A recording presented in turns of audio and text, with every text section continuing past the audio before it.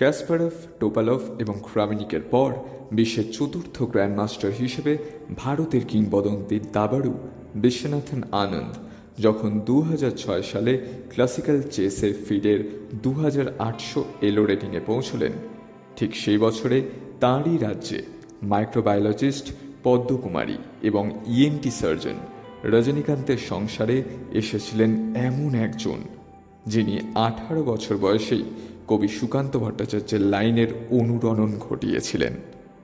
স্পর্ধায় ন্যায় মাথা তোলবার ঝুঁকি। আমরা সকল ভারতবাসী সেই স্পর্ধা দেখে বলে ফেলি এ দেশের বুকে 18 আসুক নেমে। আর সেই স্পর্ধা হলেন গুকেশ ডম্মারাজু। দাবা খেলা এমনিতেই বড় কঠিন। 64 খোপ শুধু দাবার বোর্ডেই নয়, বরং যিনি খেলেন তার মাথায় একই সময়ে চলতে থাকে সেই 64 খোপের প্রতিচ্ছবি। স্বাভাবিকভাবেই মগজে যা চলবে তা চোখে মুখে ফুটে উঠবেই। কিন্তু বিশ্ব চ্যাম্পিয়ন গুকেশ এই কম বয়সে শিখে নিয়েছেন আবেগ অনুভূতিকে কিভাবে নিয়ন্ত্রণ করতে হয়, যা পারেননি বলেই কয়েকদিন আগে বিশ্বের 1 নম্বর দাবাড়ু ম্যাগনাস কার্লসেন ট্রোলড হয়েছেন। এই ফাঁকে বলে রাখি যে বিশ্ব চ্যাম্পিয়ন এই মুহূর্তে গুকেশ এবং দীর্ঘদিন ধরে বিশ্বের 1 নম্বর দাবাড়ু কার্লসেন। সম্প্রতি জুলাইয়ের ফিডে রেটিংয়ে কার্লসেন এখনও 1 নম্বর জায়গা ধরে রেখেছেন। অতএব এখানে কোনো কনফিউশনের জায়গায় নেই।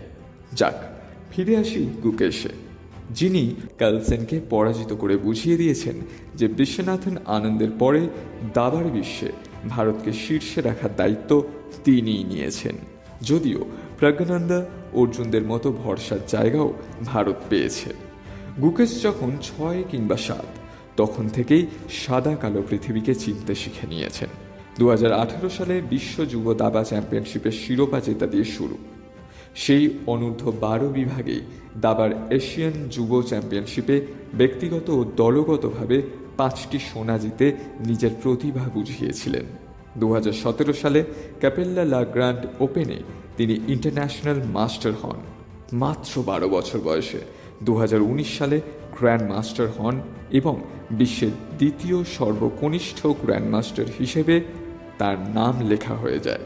রাশিয়ার সার্জেই কারজাকিন হলেন প্রথম সর্বকনিষ্ঠ গ্র্যান্ডমাস্টার। গুকেশের উত্থান কিন্তু গত 3 বছরে। এই জার্নিটা দেখলেই বোঝা যায় গুকেশের নিয়ন্ত্রিত জীবনযাপন, মা বাবাকে পাশে পাওয়া এবং আত্মবিশ্বাস ভারতকে এনে দিয়েছে এক সোনার টুকরো ছেলে, যিনি বিশ্ব দাবায় রাজত্ব চালাতে এসেছেন বহুদিনের জন্য।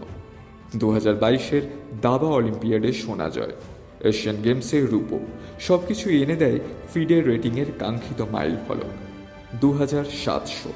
এরপর বহু ছোট বড় প্রতিযোগিতায় নিজের দক্ষতার প্রমাণ দিয়েছেন তিনি। 2024 সালটা বোধ হয় গুকেশের জীবনের একটা মাইল ফলক। বুদাপেস্টে দাবা অলিম্পিয়াডে অপরাজেয় গুকেশ যে শুধু ব্যক্তিগত খেলায় স্বর্ণপদক পেয়েছিলেন তাই নয়, বরং তার পারফরমেন্সের সঙ্গে প্রজ্ঞানন্দা, অর্জুন, বেদিত এবং হরিকৃষ্ণের পারফরমেন্স ভারতকে সাহায্য করেছিল অলিম্পিয়াডে প্রথমবারের জন্য দলগত খেলায় সোনা জিততে। এরপর এলো 2024-এর ডিসেম্বর। বোধহয় এইরকম একটা দিন আসতে পারে আঁচ করেই ছেলের দাবা খেলার পথে যাতে কোনো বাধা না আসে, তাই গুকেশের বাবা নিজের পেশা জগৎ থেকে নিজেকে সরিয়ে নেন, যাতে ছেলের ছায়াসঙ্গী হয়ে নিশ্চিন্তে ছেলেকে দাবায় মনোনিবেশ করাতে পারেন।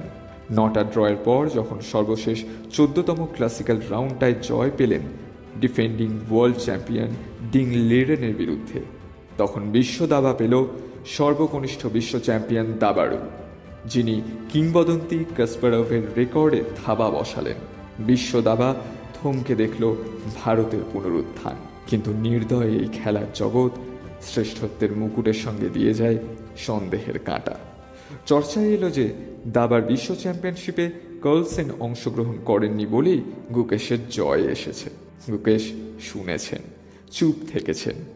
মনে মনে বোধ হয় আরও ছোটবেলায় বলা বিশ্ব চ্যাম্পিয়ন হব, কার্লসেনকে হারাতেই পারি কথাগুলো আওড়ে নিয়েছিলেন আরও একবার। 2025-এর নরওয়ে চেস চ্যাম্পিয়নশিপে আবারও মনে করিয়ে দিলেন গুকেশ, বিশ্বের 1 নম্বরকে হারালেন। কার্লসেনের সেই পরাজয় বিরক্তি সমাজ মাধ্যমে মিম হয়ে ছড়ালো, কিন্তু সেদিনের টেবিলের চাপড় বোধহয় মেরেছিলেন অদৃশ্যভাবে নিজের গালেই। কার্লসেন কখনোই গুকেশকে চ্যাম্পিয়ন প্লেয়ার বলতে রাজি থাকেন না, কিন্তু জাগ্রেবে গ্র্যান্ড চেস ট্যুরের র্যাপিড গেমে গুকেশ কার্লসেনের বিরুদ্ধে জয়ী হয়ে বুঝিয়ে দিলেন যে কার্লসেনকে হারানোর জন্য শুধু ভাগ্য সহায় থাকলেই হয় না, দাবার বোর্ডের সামনে নিষ্ঠাটাকে আগলে রাখতে হয়। এই প্রতিযোগিতার র্যাপিড গেমে সবাইকে ছাপিয়ে গুকেশ বিজয়ী হলেন যে শুধু তাই নয়, বিশ্বের 1 নম্বরকে প্রশ্নের মুখে দাঁড় করালেন যে কার্লসেন কি আদৌ দাবার জন্য নাকি দাবার ঊর্ধ্বে যাওয়ার চেষ্টায় পিছলে যাচ্ছেন ক্যারিয়ারে। স্বপ্নের মায়াজালে বুনে যে গুকেশ ডোম্মারাজু নামক একজন দাবার বোর্ডকেই আস্ত বিশ্ব ভেবে নিয়েছেন, আর তিনিই যে এখন বিশ্ব চ্যাম্পিয়ন।